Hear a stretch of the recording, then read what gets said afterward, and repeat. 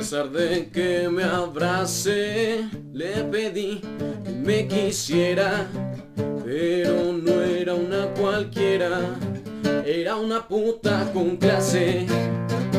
Por cabeza no pedía más ni menos de lo que valía. Por cabeza nunca daba más ni menos de lo que cobraba. Pude lograr lo que nunca otro hombre pudo lograr.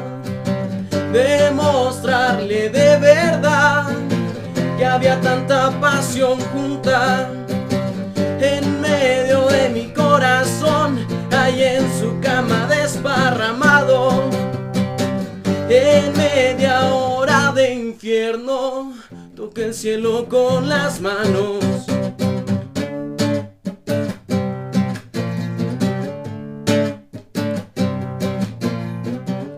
Se notaba en el colchón más sudor que en cualquier otro, y con caricias intentaba sanar su corazón roto.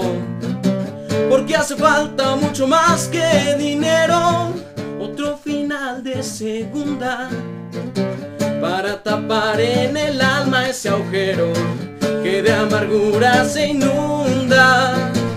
Y ahora nuestra preciosa dama ya no labura de cama, quiere ganar de otra forma la vida, la que antes era Afrodita. Y yo sigo llamándola, pero ya no se viene a dormir. Que no hay bien que por mal no venga, que bien te trajo hasta mí.